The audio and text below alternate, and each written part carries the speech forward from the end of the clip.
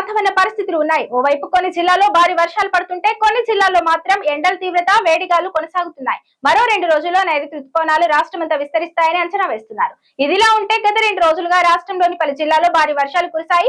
మంగళవారం హైదరాబాద్ లోని భారీ వానలు పడిన సంగతి తెలిసిందే. నైరుతి రుతుపవనాలు తెలంగాణలో విస్తరిస్తున్నాయి. మరో 2 రోజుల్లో రాష్ట్రమంతా విస్తరిస్తాయని వాతావరణ శాఖ తెలిపింది. బంగాళాఖాతంలో ఉపరితల ఆవర్తనం అరేబియా సముద్రం నుంచి బంగాళాఖాతం వరకు ద్రోణి కూడా ఏర్పడింది.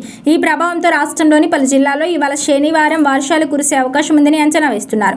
వానలు మాత్రమే కాదు, కొన్ని జిల్లాల్లో అధిక ఉష్ణోగ్రతలు వడగాలు వీచే ప్రమాదం ఉందని హెచ్చరించారు. ఇవాళ తెలంగాణలో మోస్తరు నుంచి తేలికపాటి వర్షాలు కురిసే అవకాశం ఉందంటున్నారు. నల్గొండ, సూర్యాపేట, మహబూబాబాద్, నాగర్ కర్నూలు జిల్లాలో భారీ వానలు పడతాయని అంచనా వేస్తున్నారు. శనివారం హన్మకొండ, వరంగల్, మహబూబాబాద్, మహబూబ్ నగర్, నాగర్ కర్నూలు జిల్లాలో భారీ వర్షాలకు ఛాన్స్ ఉందంటున్నారు. వాతావరణ శాఖ ఎల్లో అలర్ట్ జారీ చేసింది.